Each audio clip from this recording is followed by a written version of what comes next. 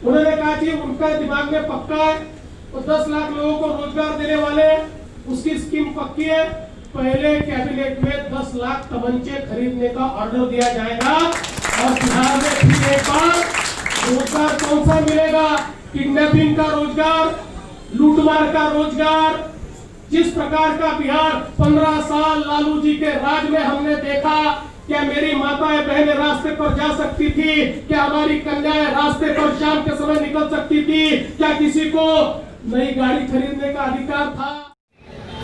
नमस्कार, आदाब, मैं अनुप्रिया और आप देख रहे हैं द न्यूज वॉल। प्रतिपक्ष नेता तेजस्वी यादव ने एक बहुत बड़ा बयान कल के प्रेस कॉन्फ्रेंस में दिया था। उन्होंने कहा है कि अगर आरजेडी की सरकार बन जाती है तो 1 महीने के भीतर वो 10 लाख नौकरियां देंगे। जी हां, इस पर देवेंद्र फडणवीस का जवाब आ गया है। उन्होंने कहा है कि जब उन्हें इस बात की पता चला कि प्रतिपक्ष नेता तेजस्वी यादव ने इस तरह की बातें बोली हैं, तब उन्होंने ये कहा कि सचमुच शायद 10 लाख नौकरियां मिलेंगी जरूर, लेकिन वो 10 लाख नौकरियां 10 लाख तमंचे खरीदे जाएंगे, जिसके बाद अपराध, लूटपाट और महिलाओं के साथ जो पहले अभद्र व्यवहार होता था, आज से 15 साल पहले बिहार की जो स्थिति थी, वापस वही स्थिति खड़ी हो जाएगी।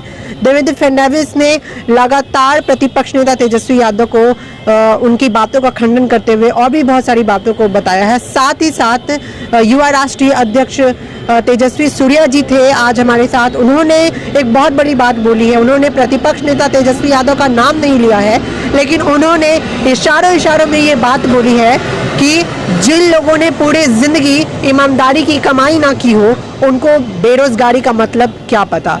इस पूरे मामले पे प्रतिपक्ष नेता तेजस्वी यादव का क्या प्रतिक्रिया आता है, हम आपको जल्द से जल्द बताना चाहेंगे। लेकिन इनके पास क्या आइडिया है?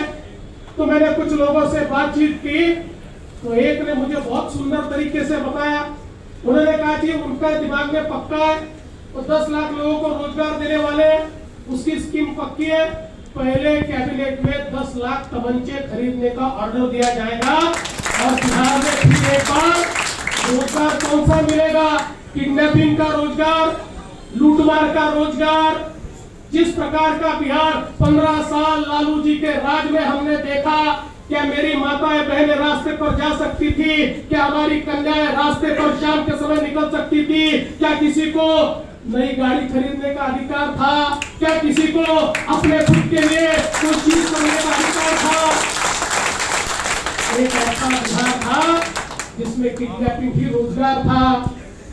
ऐसे बिहार के निर्माण के लिए तेजस्वी यादव जी पहले ही कैबिनेट में 10 लाख तमंचे खरीदेंगे, उनको अपने मुर्गों में बांटेंगे और फिर एक बार किडनैपिंग की रोजगारी शुरू होगी। ये नहीं चाहिए बिहार को। अरे बिहार बदला है, ये क्रांति की भूमि है, ये ऐसी भूमि है जिसने परिवर्तन लाया है, जिस परिवर्तन ने देश को दिखा दिया कि बिहार की आवाज कभी बंद नहीं हो सकती, लोकतंत्र की आवाज बंद नहीं हो सकती। जब लोकतंत्र पे खतरा आया, उस समय बिहार खड़ा हुआ और पूरे देश में खूबसूरत क्रांति का नारा इसी बिहार ने दिया।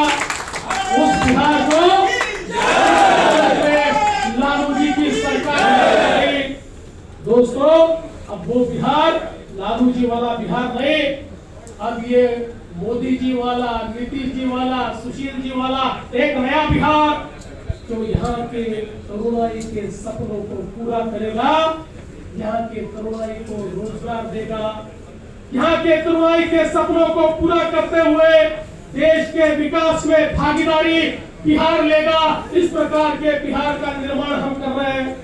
और दोस्तों, ये चुनाव क्यों महत्व का है? ये चुनाव इसलिए भी महत्व का है कि ये जो हमें जनसंख्या का एक बहुत बड़ा एडवांटेज मिल रहा है, ये हमेशा के लिए नहीं है।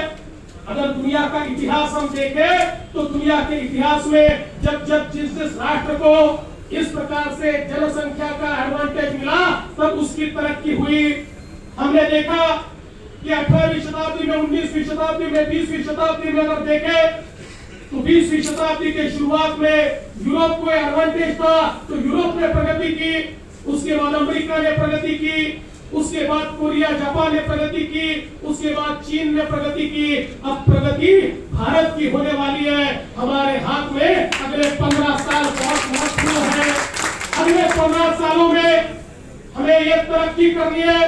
उसमें भी ये 10 साल बहुत महत्व के हैं। और इन 15 सालों की नींव ये 5 साल रखेंगे और इन 5 सालों में चूक गए और इसी प्रकार की भ्रष्टाचारी सरकार, इसी प्रकार से लूटपाट करने वाली सरकार, किडनैपिंग वाली सरकार अगर गलती से बिहार में आ गई तो फिर बिहार को कोई बचा नहीं पाएगा।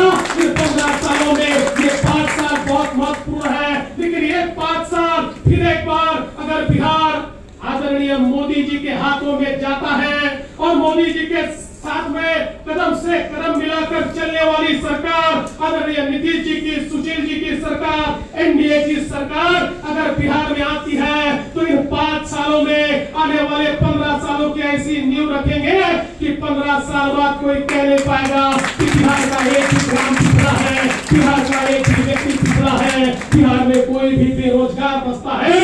और इसीलिए मैं मानता हूँ हम सभी के लिए ये चुनाव भारतीय जनता पार्टी के अस्तित्व का चुनाव नहीं है, ये चुनाव भारतीय जनता पार्टी के भविष्य का चुनाव नहीं है। अरे भारतीय जनता पार्टी सबसे बड़ी पार्टी है, देश में भारतीय जनता पार्टी का राज है, भारतीय जनता पार्टी लोगों की सेवा करना चाहती है और इसलिए मैं मानता हूँ ये चुनाव बिहार का भविष्य तय करेगा, बिहार का भविष्य तय करेगा। और मेरा विश्वास है बिहार के युवा ये समझदार युवा है, ये सारे के सारे समझदार युवा आत्मनिर्भर बिहार बनाने के लिए, बिहार के किसानों के लिए, बिहार के मजदूरों के लिए, बिहार के विद्यार्थियों के लिए, बिहार के पढ़े लिखे लोगों के लिए अवसर देने वाला बिहार तैयार करने के लिए निश्चित रूप से फिर एक बार एनडीए का साथ देंगे और उसी के लिए हम सब लोग आपके बीच आए हैं। मैं आपका ज्यादा समय नहीं लूंगा, आपके प्रश्नों का जवाब भी हम लोग देना चाहते हैं। जितनी हमारा बीजेपी कार्यालय में हुए आज इस प्रेस कॉन्फ्रेंस की माहौल को देख करके तो यही लगता है कि विधानसभा चुनाव का बिगुल बज गया है और अब रणनीति और रणभेदी बनने के लिए हर पार्टी मैदान में उतरने जा रही है। बने रहे हमारे साथ द न्यूज़ वर्ल्ड के साथ, लाइक करें, सब्सक्राइब कीजिए हमारे चैनल को और कमेंट करके बताइए कि आपको ये वीडियो कैसा लगा।